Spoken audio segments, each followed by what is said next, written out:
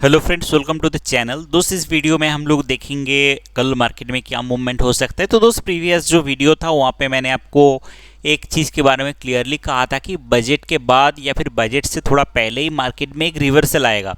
यहाँ पे मैंने आपको एक चार्ट पैटर्न दिखाया था कि जब मार्केट इसको ब्रेक करता है उसके बाद मार्केट में एक रिवर्सल देखने को मिलता है। तो दोस्त यहाँ पे बेसिकली आप यहाँ पे अगर चार्ट को काफ़ी ध्यान से देखेंगे तो आपको यहाँ पे क्लियरली देखने को मिलेगा कि जो ये पैटर्न है इसको मार्केट काफ़ी अच्छे से फॉलो करता है। तो यहाँ पे बेसिकली जो पास्ट कुछ पैटर्न था उसको अगर हम ध्यान से देखेंगे, जब भी इसको ब्रेक करता है तो ज़्यादातर केस में, इसको अगर हम लोग छोड़ दें तो ज़्यादातर केस में आप देखेंगे जब भी इसको ब्रेक करके थोड़ा मार्केट नीचे आता है उसके बाद मार्केट में एक अप मूव देखने को मिलता है। तो दोस्त क्या ये अप मूव सस्टेन करेगा या फिर आप मार्केट जो है पूरा ब्रेक मतलब यहाँ पे रिवर्स होकर ऊपर चले जाएगा या फिर यहाँ से दोबारा नीचे आ जाएगा, तो डेटा पॉइंट्स के साथ हम लोग उसके डिस्कशन करेंगे। तो दोस्त बजट में मैंने आपको एक ट्वीट भी शेयर किया था जहाँ पे मैंने आपको एक चीज़ कहा था कि मार्केट पहले जो है ऊपर जाएगा उसके बाद मार्केट नीचे आएगा। तो उसी टाइप का पैटर्न भी मार्केट ने फॉलो किया बजट के दिन। तो यहाँ पे भी आप उसको साफ तरीके से जो है देख सकते हैं। यहाँ पे पहले मार्केट थोड़ा ऊपर जाने की कोशिश किया, फिर नीचे आया, फिर एक कोशिश किया, मतलब मार्केट को एक जो DII की प्रेशर रहता है कि बजट जो है काफ़ी अच्छे बजट है इसको दिखाने की, बट उसके नेक्स्ट दिन दोबारा मार्केट नीचे चले गए।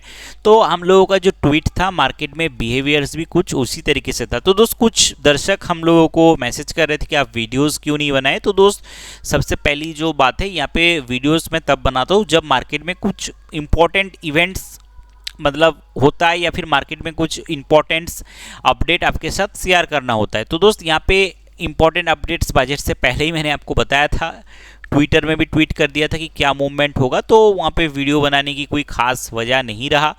और दोस्त यहाँ पे आज मैं क्यों बना रहा हूँ उसके पीछे भी कुछ कारण है। तो दोस्त उसके लिए दोस्त आप पूरे वीडियो को काफ़ी ध्यान से देखिए। तो दोस्त यहाँ पे अगर हम लोग इंट्राडे की एक्टिविटी की बात करें तो इंट्राडे में जो है प्रीवियस डे एक बाई सिग्नल था, तो मार्केट उसके बाद ऊपर गया, उसके बाद एक सेल सिग्नल मिला, उसके बाद मार्केट नीचे भी आया, बट उसके बाद दोबारा मार्केट ऊपर जाना शुरू कर दिया और जो हम लोगों का रेजिस्टेंस पॉइंट है उसको ब्रेक करके ऊपर क्लोज दिया।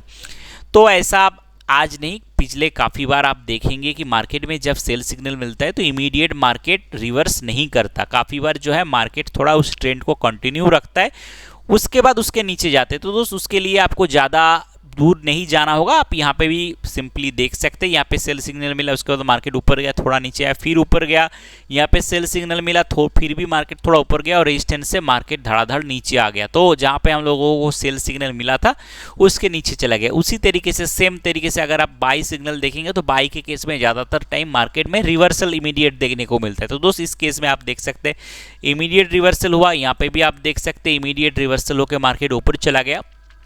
तो जब कुछ इवेंट्स होते हैं बेसिकली कुछ बड़े इवेंट्स, तो उस पर्टिकुलर केस में काफ़ी बार मार्केट जो है सेल सिग्नल को इग्नोर करके उसी ट्रेंड में अब मूव करता है। तो दोस्त अभी फिलहाल यहाँ पे एक सेल सिग्नल मिला है, तो हो सकता है अपकमिंग टाइम में एक डाउन मूव देखने को मिले।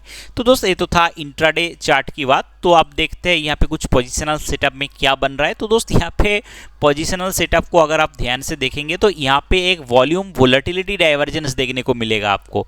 तो दोस्त वॉल्यूम वोलेटिलिटी डाइवर्जेंस क्या है बेसिकली उसके बारे में मैं ज़्यादा चर्चा नहीं करूँगा। तो यहाँ पे आप सिंपली देख सकते हैं प्राइस जो है बैंड के बाहर है और ए जो है बैंड के अंदर है। तो दोस्त ए जो है एक डाइवर्जेंस है, वॉल्यूम वोलेटिलिटी डाइवर्जेंस, जिसको हम लोग VVDV कहते हैं। तो दोस्त इस पर्टिकुलर सेटअप के हिसाब से मार्केट में एक रिवर्सल होने की संभावना है, क्योंकि मार्केट का जो वॉल्यूम के साथ बिहेवियर से वो ठीक से नहीं यहाँ पे हुआ। तो दोस्त इस पर्टिकुलर केस में एक वॉल्यूम वोलेटिलिटी डाइवर्जेंस बनाए जो हम लोगों को एक रिवर्सल की संकेत दे रहा है। अब दोस्त यहाँ पे अगर हम लोग मार्केट की जो आपका एक पैटर्न है उसको देखें तो मार्केट पर्टिकुलर इसी रेंज के आसपास से रिवर्स करना चाहिए। तो दोस्त मार्केट की अपमूव जो है इस पर्टिकुलर केस में हम लोगों को थोड़ा यहाँ पे लिमिटेड देखने को मिल रहा है। तो उसके पीछे भी काफ़ी सारे कारण है। अगर आप इस सेटअप को काफ़ी ध्यान से देखेंगे तो मार्केट में जो लंबे टाइम की एक चैनल था तो मार्केट ने उसको पहले ब्रेक किया,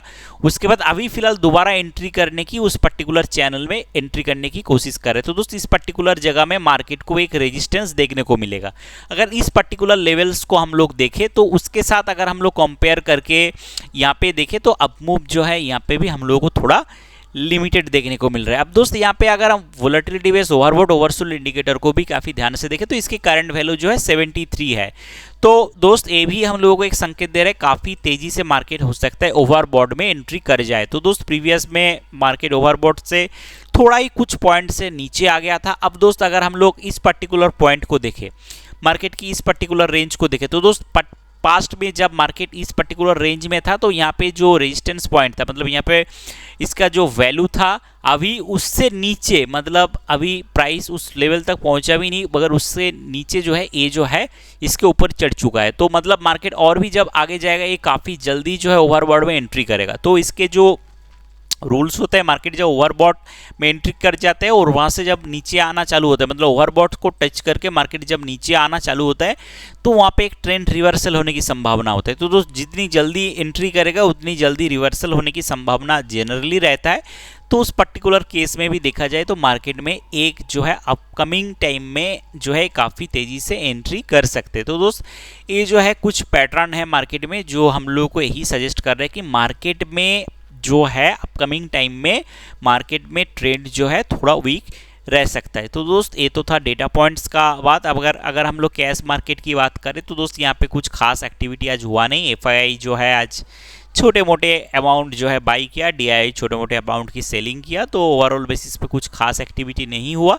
तो ओवरऑल देख के यही लग रहा है कि मार्केट को पर्टिकुलर इस रेंज के आसपास या फिर कहे तो आप जो हम लोगों का चैनल है उसके आसपास थोड़ा रेजिस्टेंस देखने को मिलेगा। और दूसरी जो बात है यहाँ पे जो डाइवर्जेंस था, आप देखेंगे अगर हम बुल बियर पावर इंडिकेटर को यूज़ करेंगे तो इस पर्टिकुलर के आसपास से बुल्स की पावर कॉन्टिन्यूसली इंक्रीज हो रहा था। तो इंडिकेटर को अगर आप ध्यान से देखेंगे तो आपको सारी चीज़ जो है क्लियर हो जाएगा। तो इस पर्टिकुलर जगह से आप जो है काफ़ी ध्यान से देखिए, इस पर्टिकुलर लेवल के आसपास से जो है बुल्स की पावर जो है इंक्रीज हो रहा था और बियर्स के पावर्स में ऐसा कुछ खास इंक्रीज नहीं हो रहा था। तो बेसिकली फिर भी मार्केट नीचे जा रहा था। तो दोस्तों वहाँ पे एक डाइवर्जेंस क्रिएट हो गया था। तो मार्केट ने आज जो है उस पर्टिकुलर डाइवर्जेंस को फिल करने की कोशिश की। आप देख सकते हैं मार्केट उसी पॉइंट के आसपास गया जहाँ से डाइवर्जेंस चालू हुआ था। तो डाइवर्जेंस भी फिल हो चुका है। अपकमिंग टाइम में देखना होगा मार्केट में क्या स्ट्रेंथ रहता है। तो 2-3 दिन से उसकी स्ट्रेंथ थोड़ा डिक्रीज हो रहा है। तो दोस्त ये जो है हम लोगों को थोड़ा चिंता की बात है। बाकी सारे मार्केट में काफ़ी बड़े डाउनफॉल होने की संभावना थोड़ा कम है। यहाँ पे अल्ट्रा शॉर्ट टर्म में ऐसा व्यू हम लोगों को देखने को मिल रहा है कि मार्केट में इस पर्टिकुलर रेजिस्टेंस पॉइंट के आसपास थोड़ा रेजिस्टेंस मिलता है। तो दोस्त सारे चीज़ जो है मैंने डेटा पॉइंट्स के साथ आपको शेयर किया, पास्ट पैटर्न के बेसिस के ऊपर आपको मैंने शेयर किया और मैं जो है यहाँ पे गलत भी हो सकता हूँ। तो दोस्त इसके बेसिस के ऊपर आप अपनी फिनेंशियल डिसीजन जो है खुद लीजिए, मेरे ऊपर भरोसा मत करिए। तो दोस्त यहाँ पे जो डिस्क्लेमर है इसको आप पढ़ लीजिए। मैं कोई सेबी रजिस्टर्ड रिसर्च एनालिस्ट या फिर फिनेंशियल एडवाइज़र नहीं हूँ। हमेशा सेबी रजिस्टर्ड रिसर्च एनालिस्ट या फिर फिनेंशियल एडवाइज़र की बात सुन के ही आप सारे ट्रेडिंग डिसीजन लीजिए। तो दोस्त आज के क्विक अपडेट्स वीडियो मैं आशा करूँगा आपको अच्छा लगा। Thanks for watching this video.